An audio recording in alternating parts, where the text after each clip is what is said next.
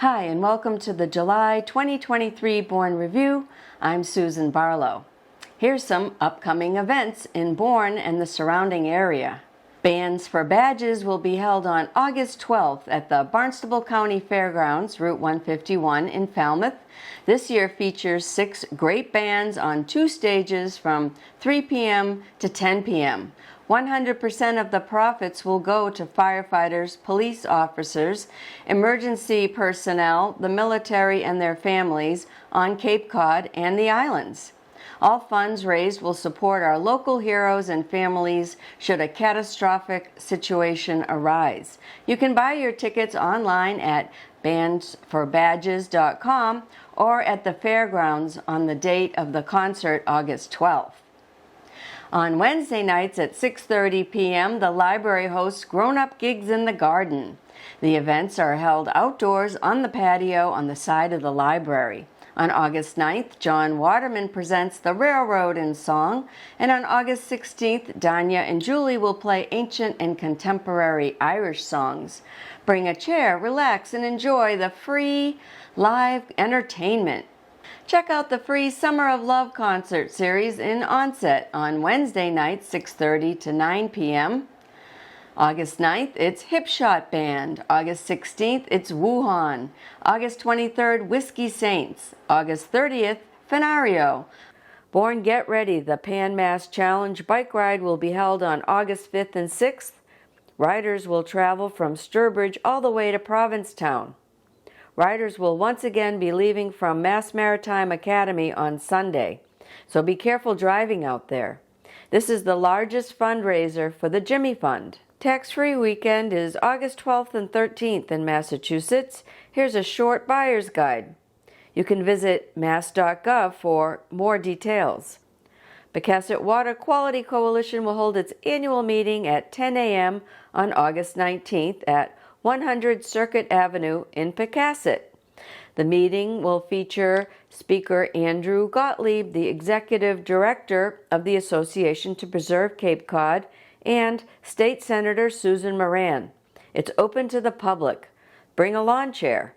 The Falmouth Road Race will be held on August 20th. Beware of extra traffic heading to Falmouth that weekend. Tuesday Talks are back in August at the Katomet Schoolhouse. The August 8th Tuesday Talk has striped bass fishing in the Cape Cod Canal with Bill Produce. He resides in Pecasset and is a fisherman, birder, hiker, traveler, and explorer of the outdoors. Bill's talk is a guide to fishing the Cape Cod Canal. The August 15th Talk is a brief history of architecture as it relates to art, food, and culture by Doug Oken, a registered architect. On August 22nd, Melissa Harding Ferretti, chairwoman and president of the Herring Pond Wampanoag tribe, will discuss Herring Pond Wampanoag tribal history, traditional homelands, allotment of Indian lands, and tribal initiatives in the present. She is also a member of the Select Board. On August 29th, Cheryl Fay will return to perform a one-woman show on aviation pioneer Amelia Earhart. The schoolhouse is located at 1200 County Road in Katomet. Lemonade and cookies will be served. The talks are free, open to the public, and start at 7 p.m. Visit katometschoolhouse.org for more information. The Katomet Schoolhouse will hold its annual antique car show and picnic on Saturday, September 9th from noon to 4 p.m. The rain date is the following day. Bourne Youth Baseball offers summer Saturday pickup baseball for 7 to 12-year-olds at the Monument Beach Baseball Field from 10 a.m. to noon through August 26th. On Saturday, August 5th at the Briggs McDermott House, it's Everything Blueberry from 1 to 3 p.m. Blueberry dessert and a beverage is included with your $5 admission. Check out the many homemade blueberry treats and other blueberry-related items, as well as a variety of craft vendors.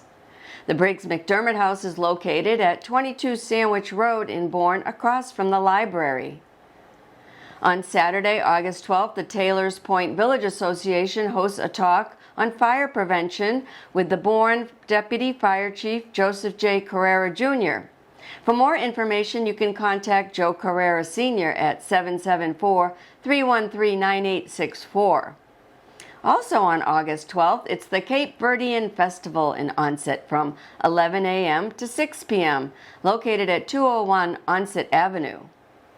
The Rotary Club of Bourne and Sandwich holds the Upper Cape Tech Car Show. On August 8th, it's Classic Cars and Muscle Car Night. On August 22nd, it's Classic Cars and Overlanders and Adventure Vehicles. They're all held at the Upper Cape Tech High School, 220 Sandwich Road, from 5 to 7:30 p.m. Admission is free. On September 9th, it's Kind Heart for Kids' annual 3rd Kind Hearts for Kids Festival, located at the beautiful Buzzards Bay Park from 11 a.m. to 3 p.m. Cape Cod Canal Day will be held on September 16th in Buzzards Bay Park. A cornhole tournament, a 5K walk-run event, live music, arts and craft vendors, and some great food trucks will all be there. Here's some headline news and announcements. Bourne has a new high school principal. Dr. Lisa McGuire has replaced Amy Setner, who has held the position for 12 years. Dr. McGuire was the Scituate High School principal. She rose to that position from assistant school principal. Before that, she taught English language arts at Whitman Hanson Regional High School for 14 years. Welcome to Bourne High. Ms. Setner was hired as the new Marshfield High School principal. Is there a black bear roaming around Bourne? Bourne Police Department received several reports in July of a black bear seen around Savory Ave in Sagamore. Bourne PD says don't worry, they won't harm the animal. Bourne Department of Public Works Director Sean Patterson has taken a leave of absence from his position until late August.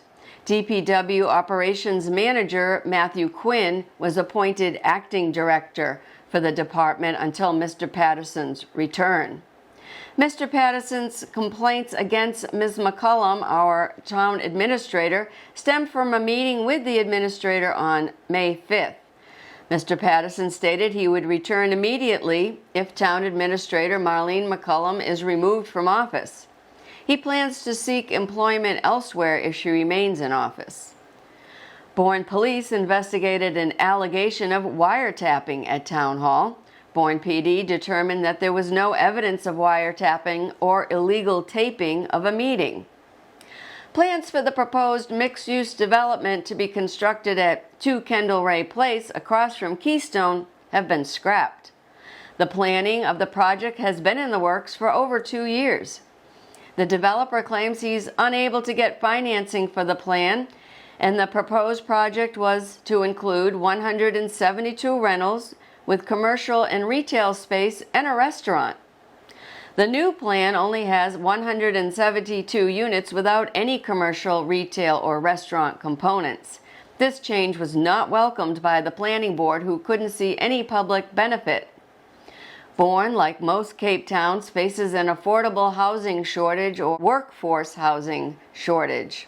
Recently, Joint Base Cape Cod was activated for temporary housing for displaced families.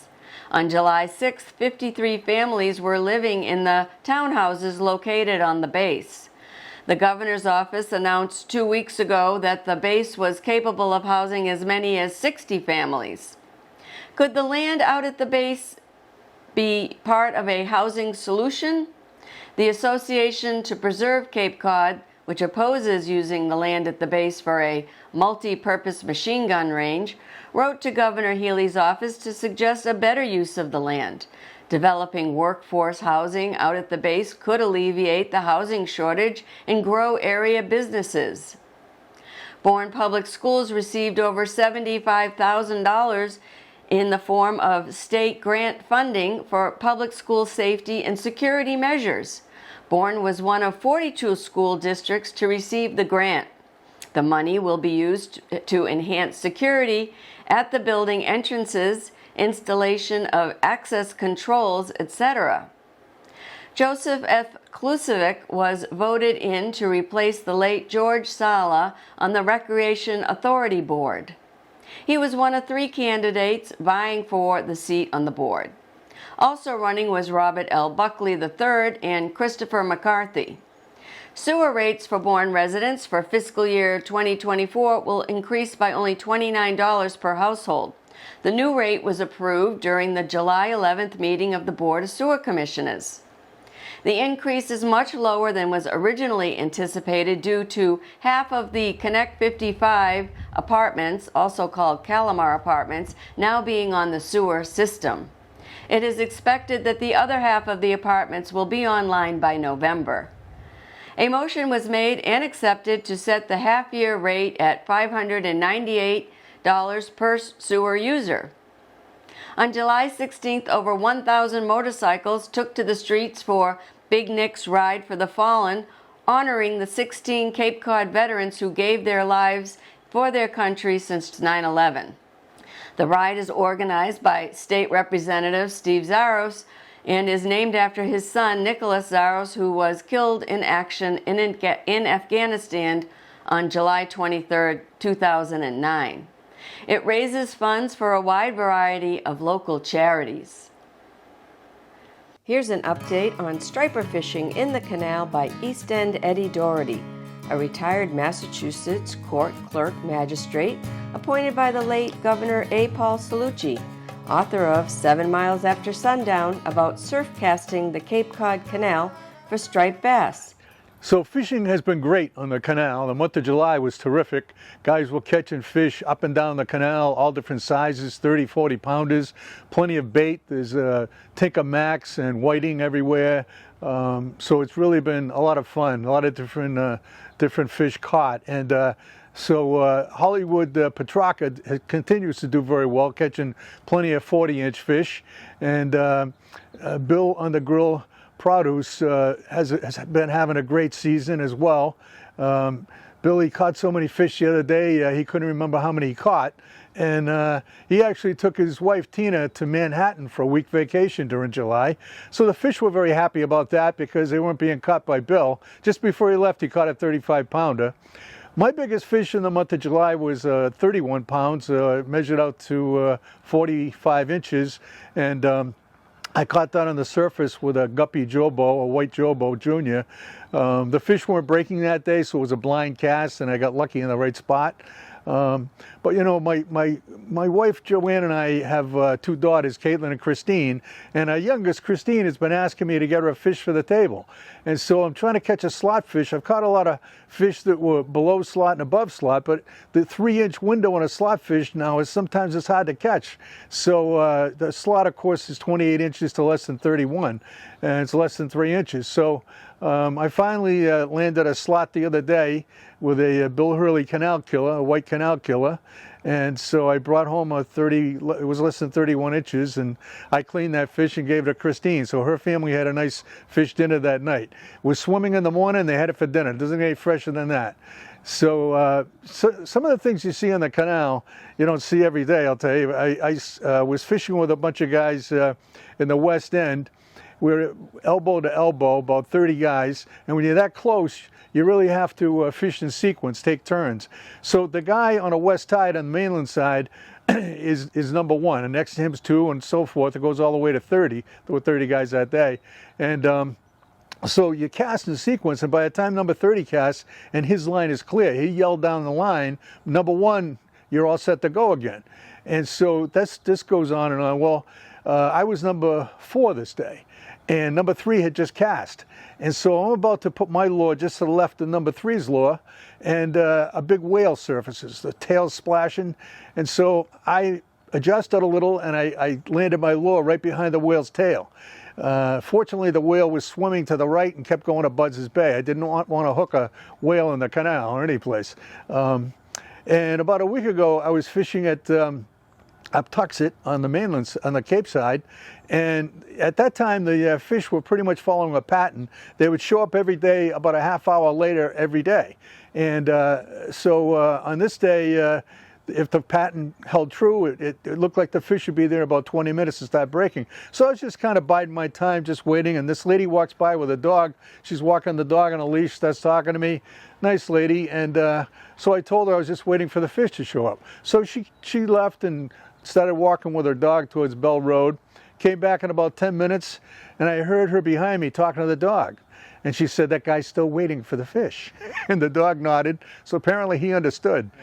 So a few other guys have responded to our request for the honor roll.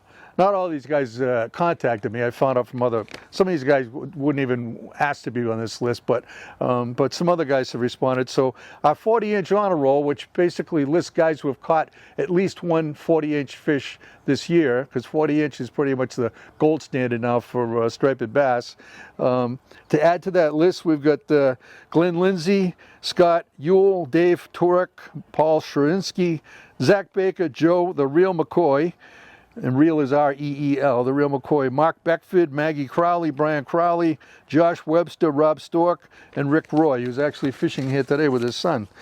So my tip of the month is that if you need air for your tires on a bike, on your canal bike, or even if you're not a fisherman, a lot of people ride bikes on the canal who aren't fishermen, but there's a nice pump, an air pump right next to the DCR building where the fish pier is, the state fish pier is. It's on the west side of the building. And it's a nice pump. You don't have to put a quarter in or anything. It's all free. They actually have tools there as well. And they have wrenches and screwdrivers for something that you might want to make a quick repair for. So if you need air in your tires, just keep that in mind. And so until next time, catch a big one. Want your nice canal catch mentioned? Email the details to eastendeddie789@yahoo.com. Now for our top stories. Traffic, traffic, and more traffic. If you left your home for the 4th of July weekend, you'd wish you hadn't. We had family members traveling from Belmont, Mass. To Falmouth, and it took 4.5 hours, normally a 90-minute drive. We had other family members traveling from New York City, and it took over 8 hours, normally a 4 to 5 hour trip. But it's not just the 4th of July holiday. Most other summer weekends, or really any time between 4 and 6 on most days of the year, you find lots of traffic around the bridges. There's been an initial $350 million for the replacement of the Bourne and Sagamore bridges. Funding comes from the fiscal year 24 Energy and Water Development Appropriations Bill. The project is estimated to cost around $4 billion, and construction could begin as early as 2026. In March, President Joe Biden pledged $350 million in his FY 2024 budget, with an additional $600 million commitment for the following year. Last May, Governor Healey's administration pledged approximately $236 million for the Cape Cod Canal bridges in FY 2024 through 2028 capital investment plan, bringing the state's total projected allocation up to $700 million for the project.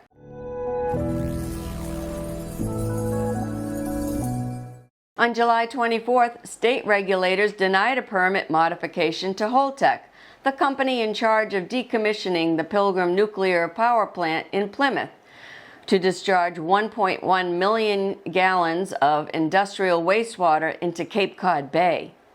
The denial was issued by the Mass Department of Environmental Protection and is based on the Ocean Sanctuaries Act state law, which prohibits new industrial discharges of pollutants into Massachusetts waters that are designated as ocean sanctuaries. The Cape Cod Bay Ocean Sanctuary was created back in 1971. Andrew Gottlieb, Executive Director of the Association to Preserve Cape Cod, praised the Mass DEP's announcement, saying APCC is gratified that the Healey-Driscoll administration is doing the right thing in moving to deny this reckless and illegal proposal. Holtec sought to profit at the expense of the people, environment, and economy of Cape Cod, and like most corporate bullies, needed to be told no. On July 24th, Senator Ed Markey chair of the Senate Environment and Public Works Subcommittee on Clean Air, Climate, and Nuclear Safety, released the following statement. This is a good day for environmental justice. Mass DEP's decision to deny Holtec's permit modification request is a win for the environment and for all of the people, businesses, and organizations that rely on Cape Cod Bay's reputation for clean and safe water. When Holtec took over the decommissioning of the Pilgrim nuclear plant in 2019, the company promised this community an open and transparent decommissioning process, a promise Holtec's CEO repeated to Senator Markey in a hearing chaired in Plymouth in 2022. In the years since, Holtec has fallen woefully short on this commitment, particularly with regards to its plan to discharge 1 million gallons of radioactive water into Cape Cod Bay, despite vehement opposition from local stakeholders. This tentative determination against Holtec's permit application will be subject to public comment through August 28th. Email your comment to the Department of Environmental Protection. Here's what's happening downtown. Main Street is bustling with summer activity. People are out enjoying one of the many eateries on Main Street and the ice cream shops such as Mick's Main Scoop and Betty Ann's. Soft as a Grape has comfy t-shirts and sweats for sale across from the park. And a big draw for families is the Buzzards Bay Park and splash pad near the railroad bridge. On Thursday nights, don't miss the live music in Buzzards Bay Park. From 6:30 to 8:30 p.m., the Cape Cod Canal Region Chamber of Commerce hosts Concerts by the Canal. On August 10th, it's Indigo Shore, an acoustic cover band. August 17th, it's classic rock with the Faye Band. August 28th, it's the Band of Brothers playing their classic rock hits. All concerts are Thursdays from 6:30 to 8:30 at the Gazebo in Buzzards Bay Park off Main Street by the railroad bridge. Bring a chair or blanket and a picnic, or enjoy food from one of the great downtown restaurants. The Farmers Market in Buzzards Bay is every Wednesday from noon to 6 p.m. Vendors offer fresh produce, seafood, meats, artwork, crafts, and other items. Here's an update on town services. Lifeguards will be on duty on Monument Beach this summer until August 13th. The Residential Recycling Center Ice Swim is now on their summer schedule. They're open 7 days a week from 7 a.m. to 3 p.m.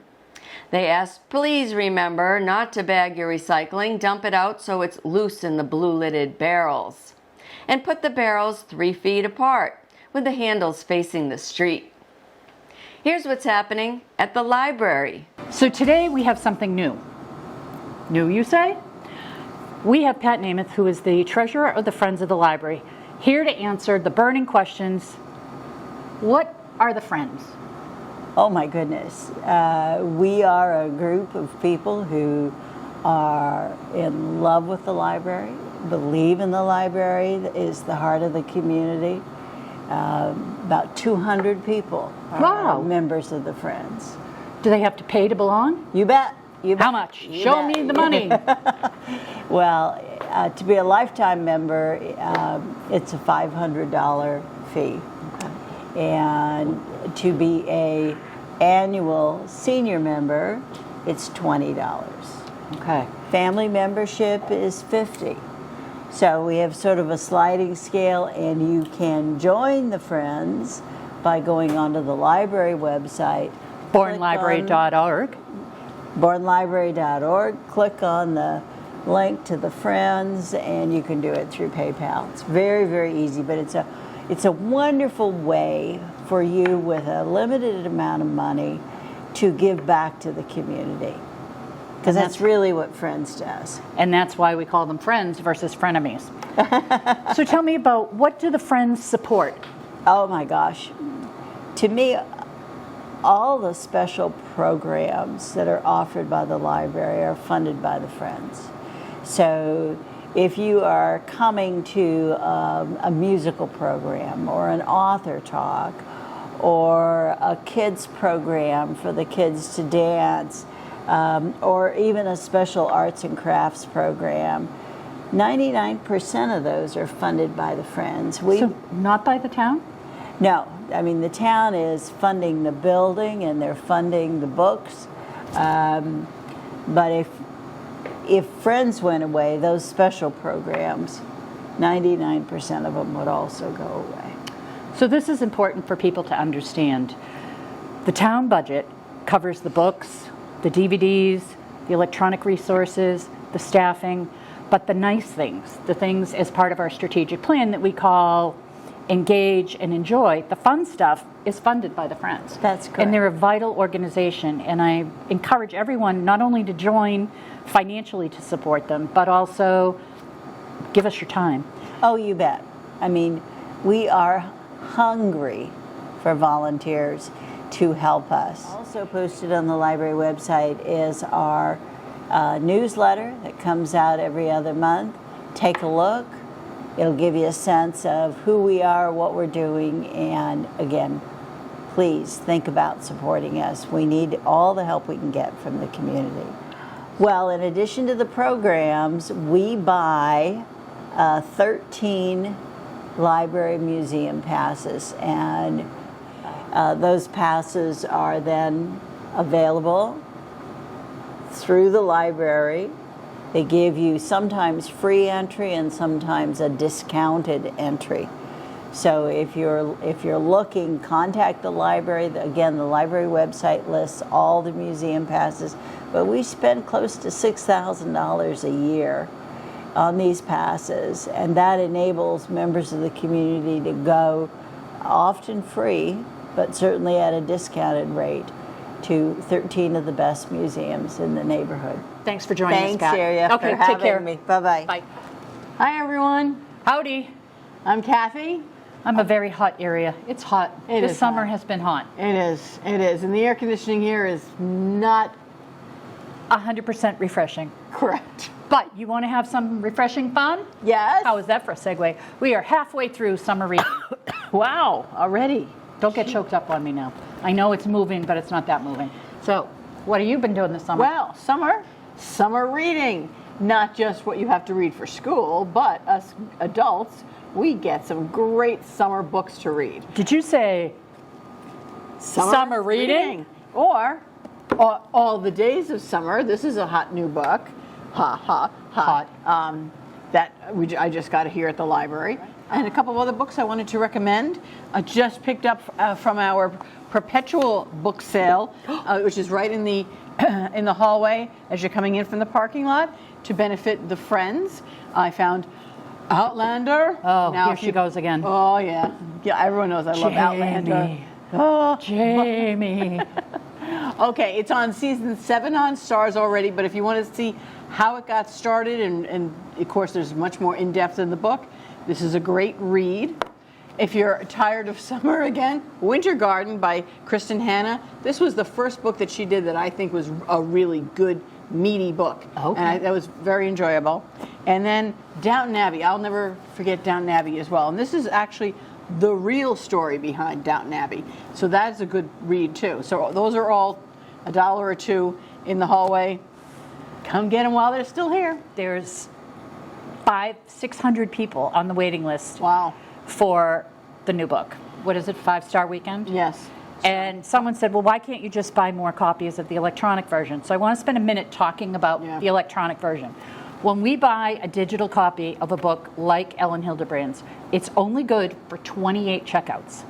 And we pay close to $100 for that. Wow.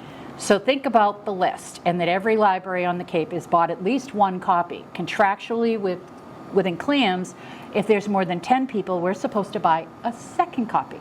We've now spent $200 on 2 copies for 56 checkouts.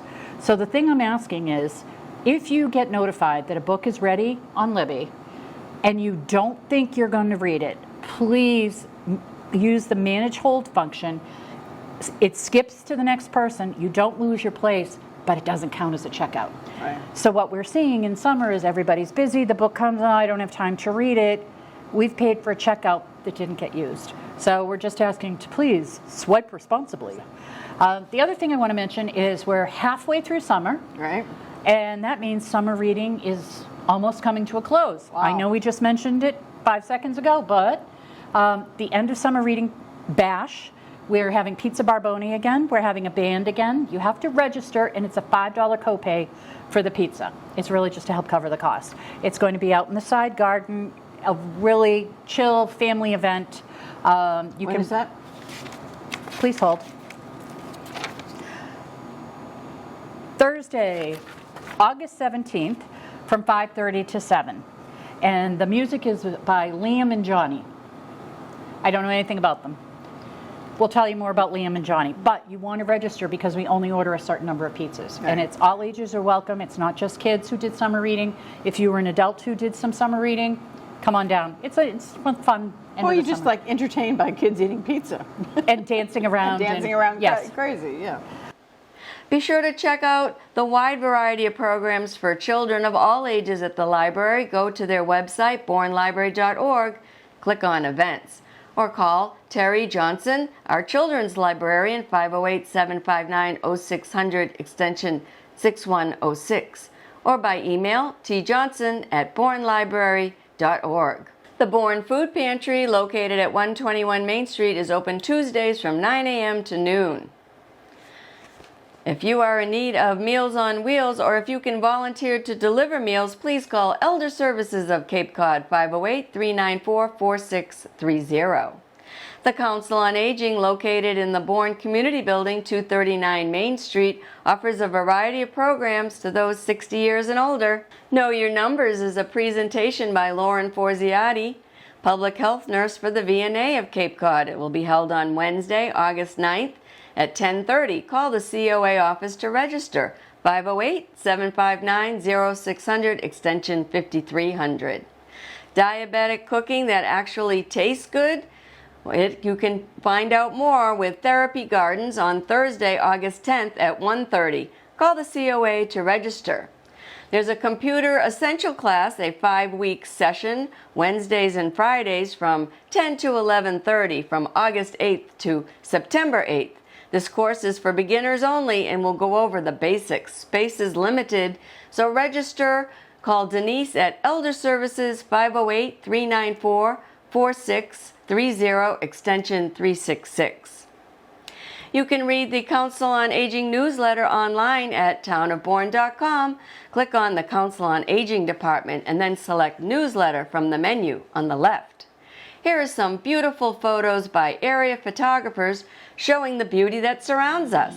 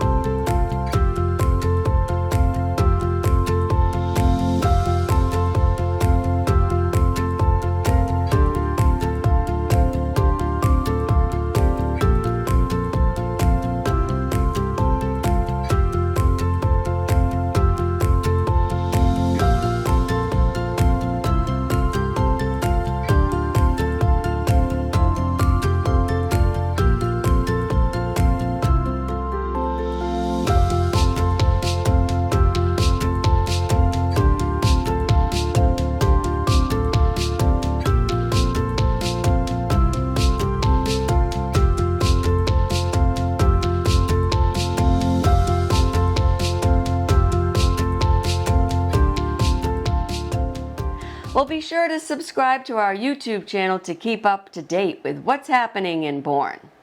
Go to youtube.com and search for Bourne Community TV. And please support our programming at Bourne TV by becoming a member. Visit bournetv.com and click on membership. Well, thanks so much for watching this episode of the Bourne Review. Stay cool, enjoy the rest of the summer, go slow on the roads, and I'll see you next time.